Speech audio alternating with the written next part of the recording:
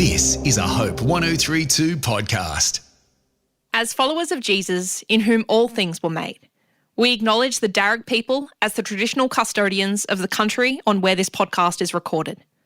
We recognise their continuing connection to the land and waters and thank them for protecting this land and its ecosystems since time immemorial. We pay our respects to elders past, present and future, and we extend that respect to all First Nations peoples listening today. And I stayed in that box, as you said, for nearly 2 months. Nothing inside the box, concrete floor, fake wood panelling walls, that small slit window that I mentioned, and then just a steel chair bolted to the centre of the room, to which attached were chains with some handcuffs and leg manacles on it. That was the only furniture. And I just had to sleep on the concrete floor around the chair. So really small space. It was used to interrogate people and to break people.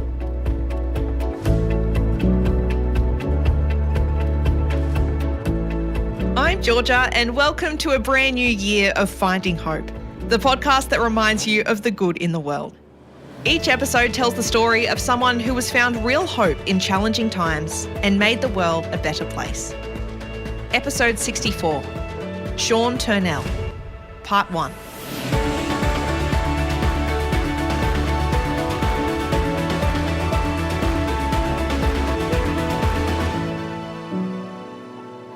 For the first episode of 2024, I'm honoured to be speaking to Sean Turnell. Sean is an Australian economist but has spent much of his career in Myanmar. Most recently, he was the economic advisor to Aung Sun Suu Kyi, the former leader of Myanmar. In 2021, following a military coup which overthrew Suu Kyi and the democratically elected government, Sean was arrested and illegally imprisoned by the junta. He wouldn't see freedom for another 650 days, enduring inhumane conditions with what Prime Minister Anthony Albanese described as profound grace and humanity. Sean has just released a book about his plight called An Unlikely Prisoner, and it's an honour to welcome him to the podcast today. Hi Sean, thank you so much for being here. Thank you, Georgia. It's an honour to be on the podcast. Sean, tell us a little bit about Myanmar. For those listening, most in Australia may not know a lot about the country. What are the people like? What is the culture like? So Myanmar is locked up there between China and India, so that's where it's physically located. 55 million people, and the people are just wonderful.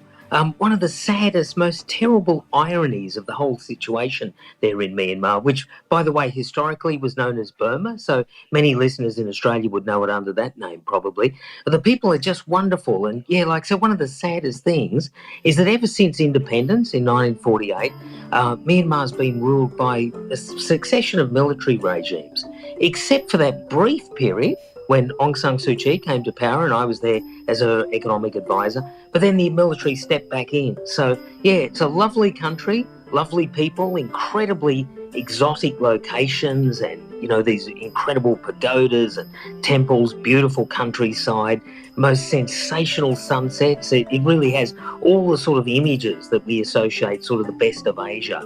But it has this one terrible thing, and that is just a succession of military regimes that basically won't leave the people alone. Tell us about that difference when the democracy, that democratic government was first elected. What was the difference in terms of life for the people there? Oh, it was just huge. And above all, I think it gave people freedom, the democracy period, and hope for the future. So, as I mentioned earlier, from 1948, the military have really been in charge of the country most of the time. And so Myanmar missed out on the great economic development story that the other Asian tiger countries went through. So Myanmar was very much not a tiger. It was held back and just grew poorer and poorer as the years went on. More and more oppressive were the regimes, etc.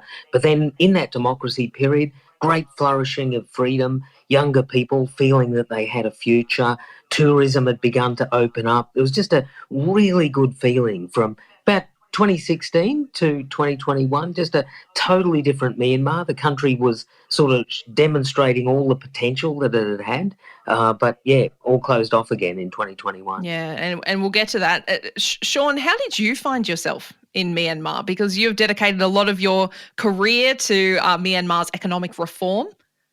Totally by accident, which is the nature of these things, of course. So I used to share a house with some people who were from Myanmar. So this is way back. This is back in the late 1990s. And so I shared a house with the young students from Myanmar, and they sort of got me involved in some of the things. They found out that I was an economist working for Australia's Reserve Bank, and they said, Sean, can you give us a hand and do some economic analysis of Burma and see what the regimes are doing there? So I would write some of that. That ultimately went to Aung San Suu Kyi, and I got to know her, just deepening involvement with the whole democracy movement, much of which was outside Myanmar or Burma at that time.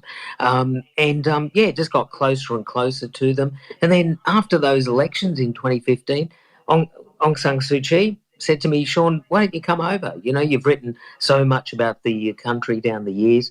Why don't you come over and give us a hand? And so I did. And, had a wonderful time there for the years in which we could do things. Yeah, fantastic.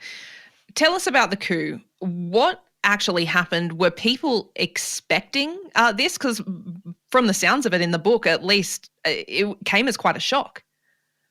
Yeah, it did come as a shock. There'd been rumblings. So Suu Kyi had a full term of government and had gotten re-elected in late 2020.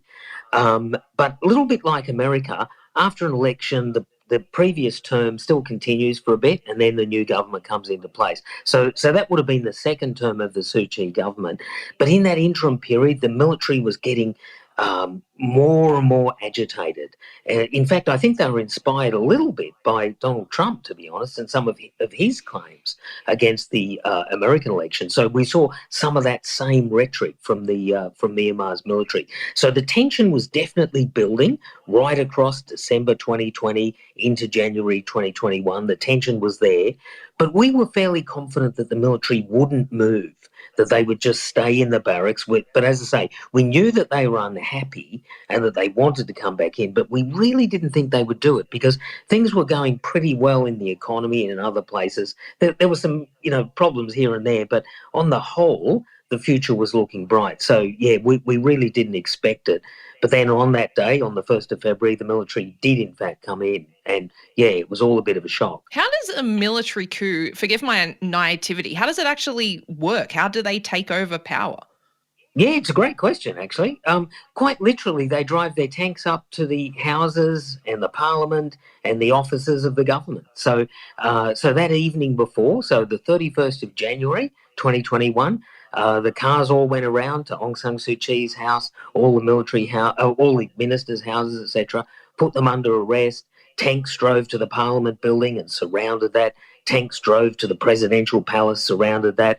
Tanks went out on the street. So, yeah, it really was a sort of that traditional idea of a military coup, of the military just suddenly being there in all the key nodes of the cities, to make sure that they could push back people who were protesting against what they were doing. And putting them under arrest, it's like they're not in charge, though. That's right, yeah, but they had the guns, so they came in and just took over. So the military essentially took over. By that stage, once they took over, was it for you like a waiting game? Did you think that you were going to get arrested being that close to Suu Kyi? Yeah, it was a waiting game, very, very tense. At first I thought that they would leave me alone because I was not only sort of working with Suu Kyi, I was sort of quite prominent in the country. And so I thought, they're probably not going to capture me. So for about the first day or two, I was a little bit complacent, to be honest. And I really was just more concerned about my Myanmar friends, just checking where everyone was, who was arrested, trying to keep a bit of a score sheet, for what was going on. Then it became apparent to me that they were probably going to come after me. So I looked at how to get out of the country. But of course, around this time, this is peak COVID. So international flights were just about non-existent. The only planes were those special evacuation flights and things like that. And I couldn't get a seat because you can imagine, the demand to get out of the country then was extreme. So, I went on a lot of wait lists and all that sort of stuff. And I just got an allocated seat that actually would have got me to London rather than Sydney, but I would have taken that, to be honest. But the coup took place the morning before the day that I was meant to get that flight to London. So I tried to get out, but by then the avenues had really closed off. Tell me about the day of your arrest. What happened there? What took place? Yeah, well, I woke up very early in the morning, as I always do, and checked my email, always as I do, and I got this very strange email from someone who called themselves anonymous and just said that they had a relative who was at the hotel where I was staying, and that the military over the night had taken over the hotel security system, that they had the CCTV cameras aimed at my door, and it was time to get out. And so I read this email and like my hair stood on end, and I just thought, oh dear, okay, I've got to get out. So I quickly packed my stuff, got in the elevator, went down into the lobby, and at first it looked sort of fairly normal. I thought, okay, maybe I'll get away. And this is about 6 a.m. And I got to the counter and I thought, okay, well, I've got to pay for the stay. So I got my credit card out, and just as I'm doing that, I could feel from behind me a whole posse of police and military guys all coming in to surround me. And they said to the lady in concierge, they said, Professor Turnell cannot go. He must take a seat. And I thought, okay, well, it looks like they've... Well, I guess I will take a seat then. Yeah, exactly. What kind of happened after that? It was, just bizarre. Well, one other thing that I missed out on saying is before I got on the lift to go to the lobby, I put in a phone call to the Australian ambassador, who I'd known previously, and she said, Sean, I'll come right round. So just as I'm being ushered into the seat to sit down by these military and police guys, the Australian ambassador arrives as well. And that was really good because that slowed the process down. I think they would have just carted me off straight away had she not been there. But so she was there. So they had to sort of then behave a little bit by the book, even though, the whole thing was completely illegal and irregular and all that. But it just sort of slowed the process down a bit. And so it meant that we just sat there in the lobby for the next few hours trying to make this absurd small talk, like of the people who were basically imprisoning you, but sort of still being polite about it. It was very, very odd, awkward, uncomfortable situation. And that went on for several hours until eventually they said, Sean, you need to come with us to the police station. So, so my time, basically I lost my freedom from that point onwards. What was your initial kind of emotional reaction to your arrest? Were you in shock? Were you in despair? Were you in disbelief? Yeah, all of that, except I still had fairly high degree of optimism for a couple of reasons. One, I had been a sort of fairly high-profile figure and I was a foreigner. So I thought, what, in the end, they're just going to frighten me for a few days, send a message to the international community, don't interfere with us because even as foreigners, we'll get you. So in other words, I thought they'd make an example of me, maybe for a few days, even a few weeks in my worst estimate. So I was still sort of quite hopeful, and in my mind I was just thinking, wow, this is really awful, but look, just hang tight, you'll get through it, it'll be okay, don't worry, try to think about something else. So had I known that I would be there for nearly 2 years, I would have been in total despair, but I really thought they would let me go after a few days. Obviously they didn't, and you spent the next 2 months in a place that you not so affectionately call the box. What is the box, and what kind of purpose did it serve in terms of your imprisonment? So the box was a really small space, sort of like, I've described it as looking like the inside of a shipping container, just like that. Only one small slit window, which was not for air or ventilation or anything, but just for the police to be able to look inside it. And it's like a box inside a broader police office, like a police station. So, and I stayed in that box, as you said, for nearly 2 months. Nothing inside the box, concrete floor, fake wood panelling walls, that small slit window that I mentioned, and then just a steel chair bolted to the centre of the room, to which attached were chains with some handcuffs and leg manacles on it. That was the only furniture. And I just had to sleep on the concrete floor around the chair. So really small space. So it was used to interrogate people and to break people, basically. So I think their thinking was they keep me in there for as long as possible, wake me up in the middle of the night, do all sorts of things to make me disoriented and despair, and I guess to talk, and to do whatever they wanted. But I managed, again, just to sort of keep panic and hysteria at bay. But a pretty awful place, and definitely there to break people's spirits. And of course, I'm completely alone in the box. So the only people who I ever saw were the interrogators as they came in, as I mentioned, sometimes the day, but in the middle of the night and so on as well. So you're always on edge as well. You never knew whether you were, in trying to go to sleep, am I going to sleep for a few hours? Am I going to get interrupted? They delayed food and all that sort of stuff. So basically just to completely disorientate you and to intimidate you, essentially. How did you manage to keep the hysteria at bay? Because it sounds good in theory, but 2 months of complete solitary confinement is just beyond most people's wildest imaginations. How did you do it?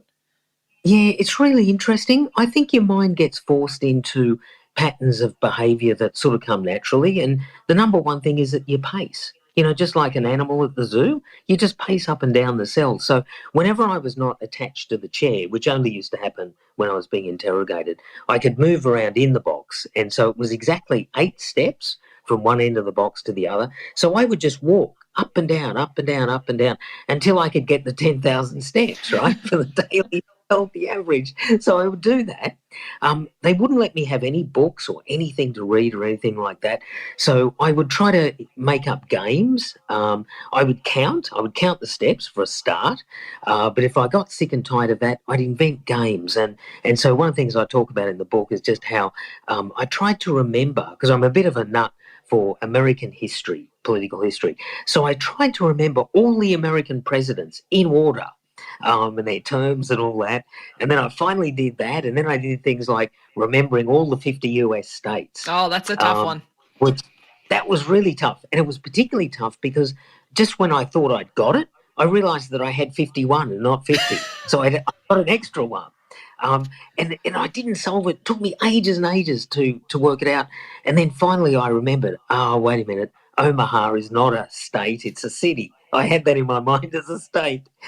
Dear me. And there's no Google to cross-reference. There's no pen and paper to write it down. It's all in here. Absolutely, Georgia. And you know what? At that moment in the box, and then later, the whole 2 years, the absence of Google, oh my goodness. How on earth did we get through without Google? No, genuinely, because I think you just wouldn't, you had to almost then rely on the knowledge that you'd gained throughout your life. Absolutely. So on that, I was also a little bit lucky in a way because all of my life I've been a voracious reader. Like all through school and uni, I was the classic nerdy guy, right? Just reading. I did nothing but read when I was a teenager. I didn't get drunk or didn't go to parties. I just read. And all that meant, though, that I had all this stuff, right? And most of it's complete rubbish, I hasten to add. I don't want to come across as excessively intellectual. There's just a lot of rubbish up there. And I was able to access that like recite, because it wasn't just the US, I did the same for UK prime ministers, Australian prime ministers. I tried to remember World War II, like according to in sequence. Oh, wow. All this, yeah, so all this misspent time as a teenager really can't pay dividends. Yeah, you wouldn't expect it, but thank goodness it did. Indeed. Sean, after 2 months in the box, you were sent to your first prison. You spent the 2 years kind of in a series of 2 separate prisons. But can you describe prison, paint me a picture with your senses? What was it like? Yeah, so really awful in a word. So after the box, I was taken to the wonderfully named Insane Prison. So it's spelled INSEIN, but anyway, pronounced insane, which just characterises it perfectly. It's an old colonial prison built by when the British Empire ruled Myanmar. From the air, and I used to see it all the time from the air when I used to fly in and out of Yangon. From the air, it sort of looks like a giant bicycle wheel or pizza. So it's round, and each of the lines of the cells come from the central core and go out like spokes, if you like, or like pizza slices. But it's very forbidding at ground level. So you approach the guardhouse, and it looks like a medieval castle with, giant high walls, a big wooden door, so big that there's a smaller door in the big door to let, people in and out. And so I was taken there in chains, standing in front of this giant door, and then the little door inside of it sort of creaked open, again, just like out of the movies, and these guards sort of pushed me through this door, and, as I was all chained up and so on. Just a terrible thing. And that moment of, like, stepping over the threshold into the prison was really awful. And I remember thinking at the time, I'm going to remember this forever. I'm not going to be able to get this out of my head. Taken into there, taken eventually to a cell. And this insane prison, again, as I mentioned, had been built in the days of the British Empire. So built in about the 1890s. And the cells were 1890s cells, like concrete, old iron bars, but in terrible state, all crumbling and water on the ground and dark and dingy and, just horrible, like basically dungeons is the best way I can think of describing it. So the physical conditions were really bad. But what saved me both on that day and subsequently was the other prisoners, because where they put me was in a ward of other political prisoners and others as well, normal criminals too. But the other prisoners, but again, particularly the political prisoners who were mostly very young. They were people who had been out on the streets protesting against the military, because I should say, so this is a couple of months after the coup. So the protests were out there daily, but the military was by now shooting people as well as arresting them en masse. So the prison was full of young political prisoners, and they were just wonderful to me. And they helped me got through. They cleaned out the cell that I was put in. They gave me food. They gave me all sorts of things. And above all, they were friends, and I had them to talk to. And they would always push back on my behalf and criticise the warders if I was being ill-treated and all that. So, they really looked after me. So I have mixed memories then on, in going into this awful place, that the physical environment, all that was just terrible. But I'll never forget, though, the kindness and the courage of those prisoners to me. And from what I read in the book, there was never this sense of like resignation, that it's like, oh, well, we're just going to be here forever. These people just still fully believed in their hearts that democracy would come again and that they would be a part of it. Absolutely. And you know how we're used to watching prison movies in the West, right, where the prisoners are awful and fighting each other and doing, unspeakable things and all that. Nothing like that, The other prisoners would all act together. There was an immense spirit of togetherness, of solidarity, of pushing back against the prison guards and the prison and the regime. Morale was absolutely top notch, is incredible. And it lasted all the way through, I hasten to add. These people did not break. And I was the positive beneficiary of that. Yeah, it's incredible. Tell me about also the three-finger salute, which many of us here in Australia probably know from the Hunger Games movies. That's kind of what was made famous. But this is a real kind of, show of solidarity in Myanmar. Absolutely, yeah. So one of the things that people were doing on the streets, lots of people as well, including the ones who were killed and arrested and all that, but lots of ordinary Burmese people as well would give that three-fingered salute out of the Hunger Games as a demonstration of their position towards the military, that they did not accept this coup, did not accept this regime. And so, it became, I think, what we would call a meme, I think. And it spread everywhere. And so I would do it all the time, because I was about the only foreigner. Actually, I was definitely the only Western foreigner in the prisons for much of the time. So all the other prisoners would look at me. There was just that curiosity. It was all, just very innocent and funny. And so they would look at me if I was being moved around the prison and all that. And I would always give them that three-fingered salute.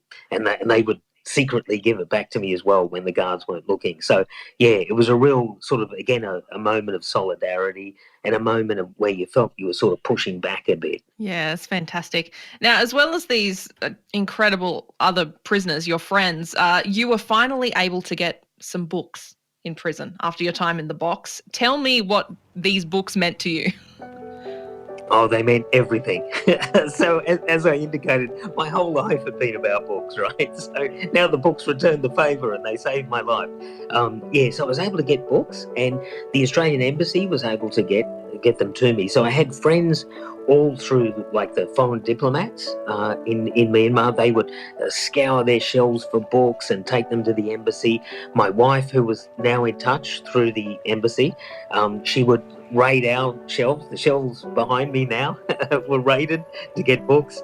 All of that then, made their way to Yangon, the ones from Australia in the diplomatic pouch, and got to me in the prison. I was only ever allowed to have about 5 at a time, and then I would have to, they'd take 5 back and I get a new 5 and all that. But that they were just everything to me. In the end, and this is something I've only calculated just recently, I got about 140 books. Wow. The time I was there, and I would have read each of them 5 times, I reckon, and the ones that I really liked, I would have read about 10 times. That's incredible. Because we weren't allowed out of the cell for collectively only about 4 hours in the 24-hour day.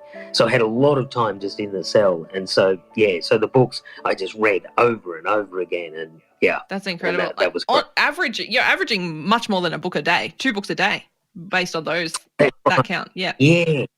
And so one of the anxieties I always had, so even though it was good that I was getting the books, of course, I was always anxious that the privilege of having books could be withdrawn at any moment. And that did happen, actually about 4 times. They confiscated all the books and wouldn't let me have them. And a couple of times when I was moved cells and so on, they would take all the books away. So I would go through periods of a week or 2 when I didn't have them. So, so it's a really funny thing because you're sort of so reliant on them and just absorbing all your attention in them as a way of keeping what's around you at bay. But at the same time, that's a very key vulnerability as well. So it's really interesting in your mind just how do you juxtapose that. I think part of the reason why I read so intensely was because I thought, well, if they take them all away again, at least now I've got more stuff I can think about, So I had that in mind. In sort of that intensity of reading. Yeah, incredible. Were there any, you mentioned quite a few books actually in your book. What were the books for you that really kind of stood out?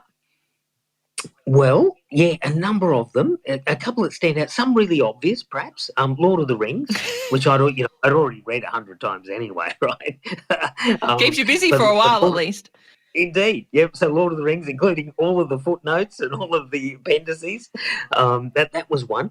A wonderful book written by Clive James, the old Australian presenter, people might remember, called Cultural Amnesia. That was a great book. I must have read that 20 times, I reckon. My sister, in a moment of wonderful madness, sent me some famous 5 books by Ian Blyton. That was really fun. But bunch of other things, biographies of people, all sorts of things. Sometimes probably, the strangest book, somebody, and I never, to this day, I don't know who it was, somebody sent me a prisoner of war book all about escaping from prisoner of war camps. And I remember thinking, you're like, giving me some tips. It's so bizarre because sometimes the guards would stop certain books coming in. So, for instance, they stopped a book that was a biography of a cruise ship captain. I don't know why that was banned, but a book about prisoners of war escaping a prison camp was allowed in. Who knows? There's no rhyme or reason, honestly. Have you ever have you gone back to any of those books since you've been home? Like, not the actual copies. I know you had to leave most of them, but do you think you can ever, for example, reread Cultural Amnesia, or do you know it by heart now? So you know what? I actually have. I've gone back every now and then just to drop in on it, have a read of it again. And you know what? It's really quite funny. So now I've got any books in the world I have at my fingertips now. But deep in my mind, I have this idea that 140, that's the core. Like that somehow those are the books that I'll always come back to. It's a really weird psychological thing. They've become a bit of a comfort blanket. So, yeah, I feel like that those books, they're part of me forever, those ones. It's really interesting. I reckon I'm going to read them all again. That's so interesting. No, I really like that answer. Thank you.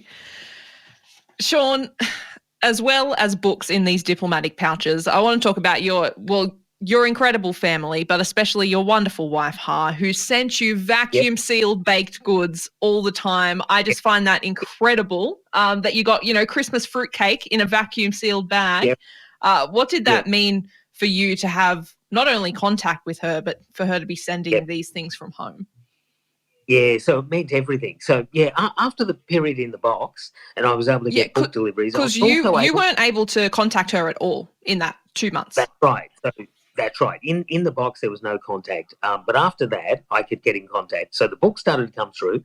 And then Ha had the bright idea. She's a wonderful baker and cook. And the way that she expresses her love for everyone, basically, is to cook for them. And so she thought, you know what, I'm going to bake Sean fruitcakes and cookies, and I'm going to send it to him. So she did.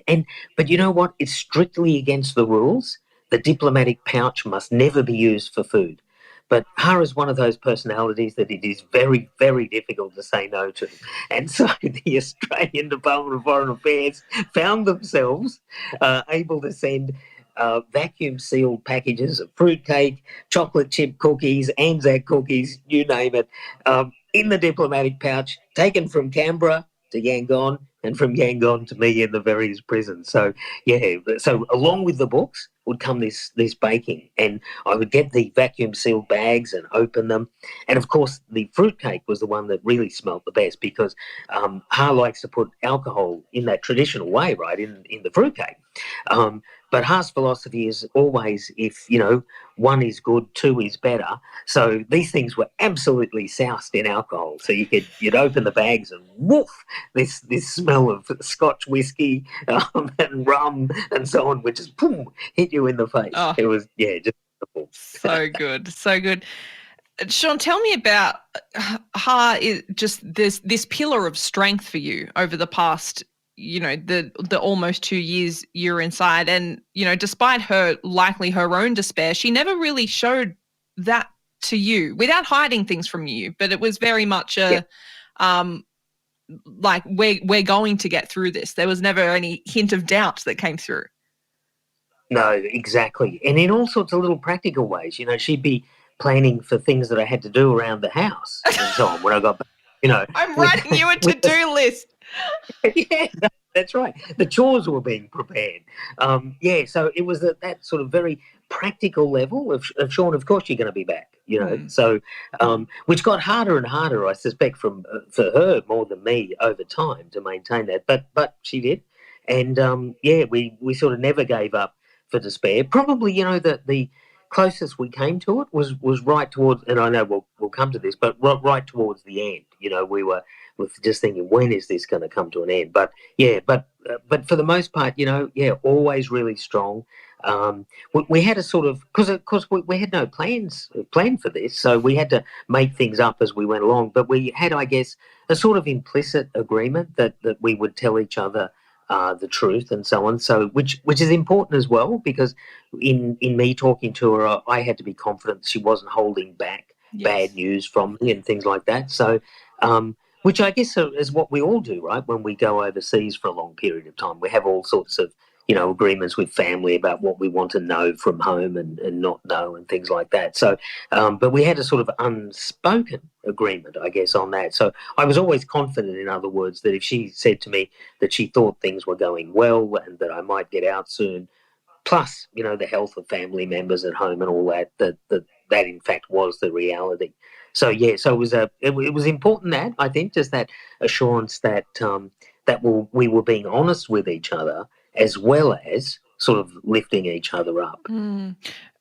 Was in the period before you, like when you were Aung San Suu Kyi's economic advisor, you were living obviously in Myanmar. Was she still in Australia? Like, how often were you seeing each other? Yeah, so she was mostly in Australia, but I would be home very, very regularly. Right. And we would returns. So every couple of months I would come back to Australia for a week or so, or she would come over to Myanmar. So by the time we did all of that, and our daughter Phuong as well, we sort of maintained quite close contact. And we would do, again, these days you can do video calls and, obviously, and all that. In fact, I reckon we probably spoke more than the average couple did by being separated. So, so it wasn't too much of a burden. We knew, obviously, it would come to an end at some point, but we didn't expect it would come to an end in the way that the coup brought it to an end. And she was always very supportive of what I was doing over there. So that worked out fine, actually. Thank you so much to Sean Turnell for sharing his story today. Be sure to tune in next episode for part 2 of Sean's story. It was horrible to hear the sentence, that was awful moment. But what kept me becoming hysterical or anything and maintaining hope was just the thought, okay, you know what, they're probably going to deport me. Mixed sort of feelings. And then I had this weird moment that I talk about in the book where just after the sentencing, an immigration official came up to me and got all these details from me and asked me to hand me my passport. And I said, you've got to be kidding, you took the passport 2 years ago. But at that moment, what was so awful about that was that my heart had leapt because I thought, okay, this is the moment. This is immigration. They're coming to get me. They're going to take me down to Yangon and deport me. Sean's book, An Unlikely Prisoner, is available now wherever you get your books, and that information is in the show notes. I'm Georgia, and thank you for listening to this episode of Finding Hope. To help this podcast reach more people, you can subscribe and leave a review on your favourite podcast app, and share it with a friend who may need a little extra hope right now. For now, I'll leave you with this verse. The Lord is a stronghold for the oppressed, a stronghold in times of trouble. Psalm 9, verse 9. Catch you next time.